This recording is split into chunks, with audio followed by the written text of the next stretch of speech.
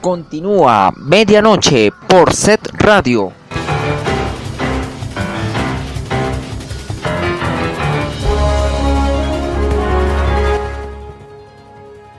Doce de la noche, 5 minutos. Gracias por continuar con nosotros aquí en Medianoche. Seguimos con mucha más información a esta hora en Medianoche. Pues seguimos con más noticias porque en Cali piden casa por casa para el primer preso colombiano repatriado de China. Pues la familia de Harold Carrillo, quien padece cáncer de garganta, teme que el estado de salud se agrave. Pues luego de que recientemente le practicaran exámenes en el Instituto Nacional de Medicina Legal en el Valle y de que fuera evaluado por un oncólogo, la familia de Harold Carrillo, el primer colombiano que a finales de noviembre del año pasado fue repatriado desde China, donde pagaba cadena perpetua por transportar droga a ese país, pidió casa por cárcel para este caleño. Pues Luis Farid Celis señaló que aunque el estado de salud de su esposo Luis se mantiene estable, padece cáncer de garganta y teme que se agrave estando en reclusión en la cárcel de Palmira. Este taxista de 49 años fue repatriado tras una gestión de la Cancillería e insistentes solicitudes de la misma familia. A su llegada a Bogotá el año pasado, el caleño había sido transitado inicialmente a la cárcel Modelo en la capital del país y por petición de los familiares pasó a una prisión del Valle del Cauca. Y en el departamento el repatriado ya paga una condena de 19 años. Pues el taxista había sido condenado a pena de muerte el 12 de abril de 2011 por tráfico de estupefacientes, porque llevaba 1.700 gramos de cocaína. Esta condena fue suspendida por 2 años y el 4 de diciembre de 2013 cambiaron la sentencia por cadena perpetua. Pero Carrillo hacía parte de 138 colombianos que están detenidos en cárceles chinas, muchos de ellos por delitos relacionados con el narcotráfico. Vamos a estar pendientes ante esta noticia y lo que ha venido ocurriendo con esta situación del colombiano repatriado en China. 12 de la noche, 7 minutos. Vamos con otra noticia porque ha sido liberado el hijo de Piedad Córdoba tras ser acusado de comprar un vehículo robado. Pues un vehículo fue hurtado el pasado 15 de mayo y al parecer se trató de un caso de suplantación.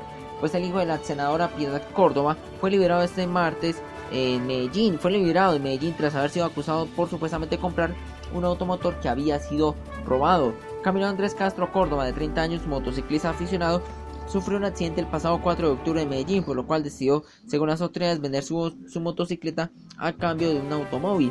El canje lo habría realizado con el motociclista Brian Guerrero el pasado 23 de diciembre en Manizales, donde le habían entregado el carro, según la Fiscalía General de la Nación. El automotor fue hurtado el pasado 15 de mayo y al parecer se trató de un caso de carro suplantado, gemilado, que tiene el número de placa y las mismas características del otro vehículo. 12 de la noche, 8 minutos. Y en otra noticia importante tenemos que confirmar que en las últimas horas se confirmó que los precios mundiales de los alimentos pues van bajando en el mundo, pero en Colombia siguen subiendo. Pues de acuerdo con la Organización Mundial de las Naciones Unidas para la Alimentación y la Agricultura, en el mundo bajan los precios de los alimentos, pero en Colombia no. Pues según esta organización, la FAO, los precios mundiales de los alimentos bajaron en enero a cerca de mínimos de 7 años, presionados por el declive en el valor de las materias primas agrícolas, particularmente de el azúcar. En contraste, en Colombia, por el fenómeno del Niño, que genera desabastecimiento en productos, los alimentos para los ciudadanos que están incomparables. De hecho, el dato de inflación más reciente divulgado por el DANE fue del año completo 2015 en 6.77%, el cual los alimentos tuvieron la cifra más alta, 10.8%.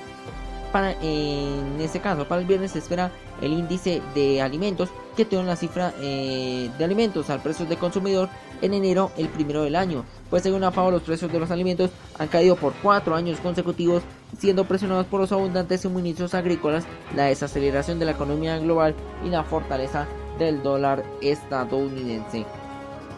12 de la noche, 10 minutos. Vamos a revisar a esta hora los indicadores económicos de la jornada, cómo cerraron las cifras, cómo cerraron la situación, cómo cerró en este caso los casos de la economía. Pues el dólar terminó una jornada a la baja, un respiro hubo con el dólar debido a lo que ha sido en este caso pues se confirma que el dólar terminó su jornada a la baja en 3.315 pesos con 75 centavos. El euro bajó su índice también entre 1.717 pesos con 8 centavos, mientras el índice Colcap terminó su jornada a la baja en 1.188 pesos con 73 centavos. Vamos a continuar con otra noticia en la economía, porque la Superintendencia de Sociedades en las últimas horas llamó a cuentas a empresas como Herbalife y empresas de venta multinivel.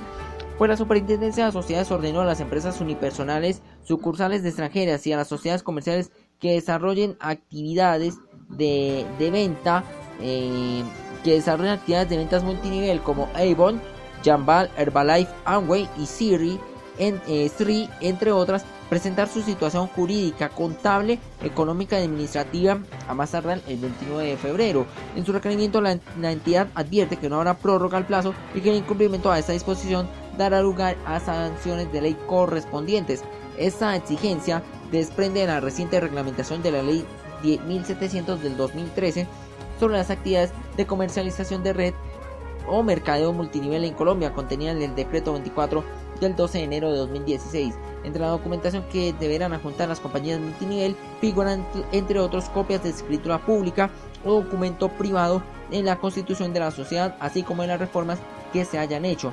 Pues también tendrán que entregar un documento en el que se complíen los estatutos vigentes de la compañía y detallar información relativa a la dirección y ciudad de la oficina abierta al público, así como de todos los establecimientos de comercio que tenga la compañía multinivel. Pues recordemos que la Superintendencia de Sociedades exigió asimismo la copia de los planes de compensación vigentes y de los demás documentos en los cuales se incluyan condiciones que pueden afectar el desarrollo de la relación contractual con los vendedores independientes, tales como códigos de ética, códigos de conducta, términos y condiciones o políticas de la sociedad. Igualmente están en la obligación de enviar un listado que contenga una descripción detallada de los productos o servicios que la compañía se dedica a comercializar. Igual, en relación con los productos, deberá indicar si son de fabricación nacional o son importados y si se cuenta con el correspondiente registro ante el Instituto Nacional de Vigilancia de Alimentos INVIMA para su efecto de comercialización.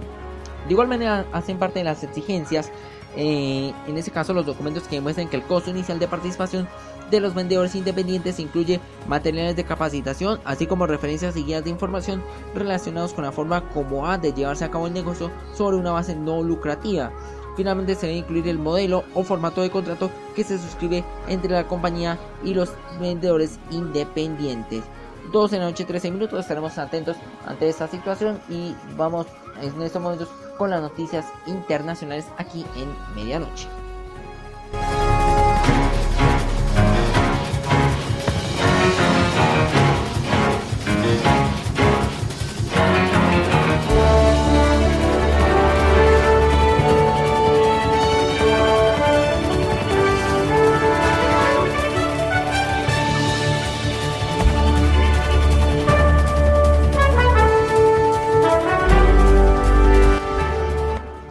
Internacional.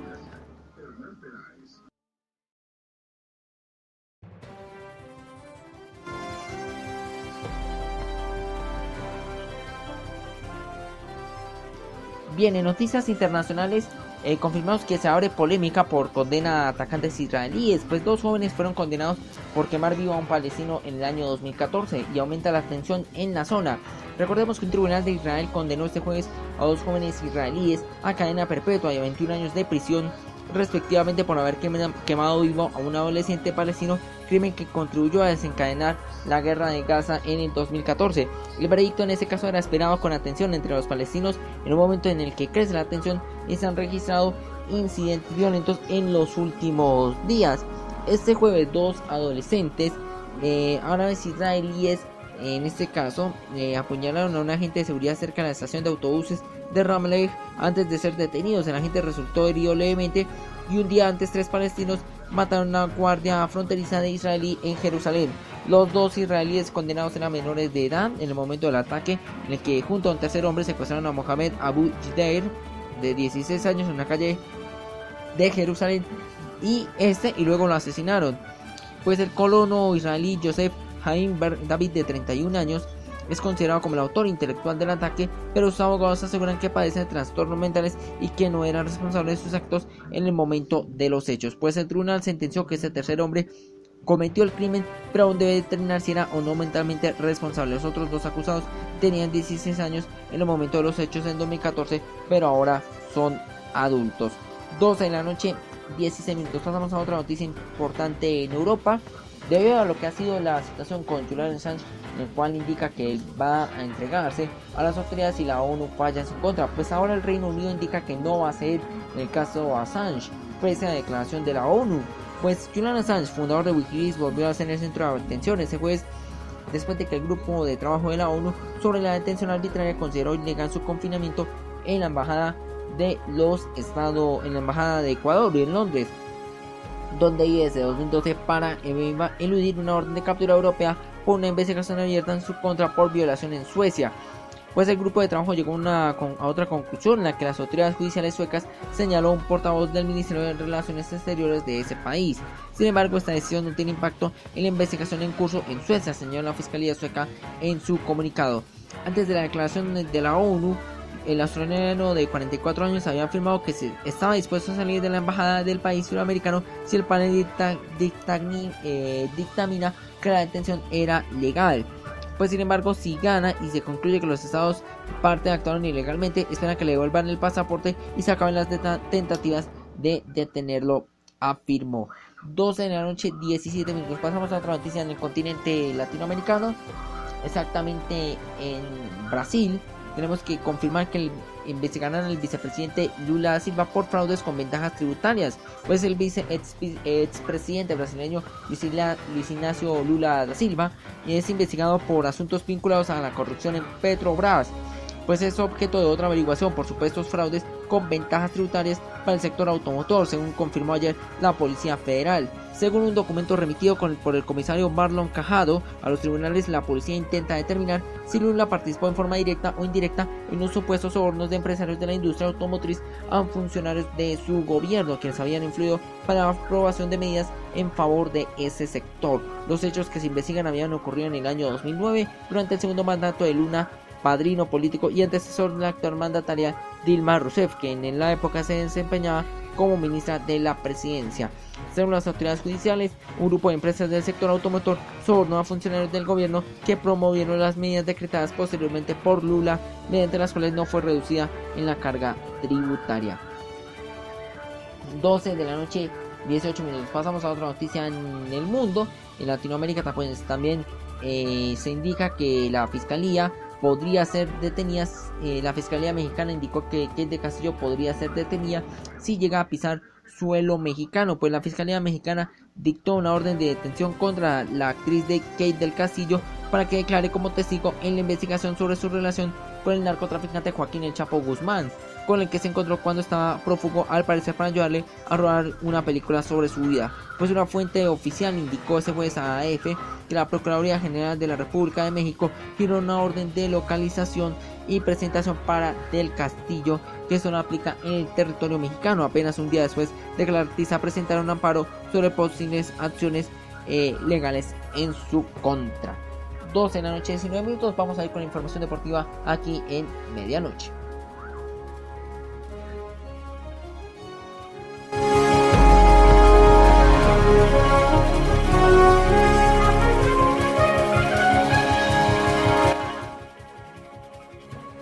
Deportes en Medianoche.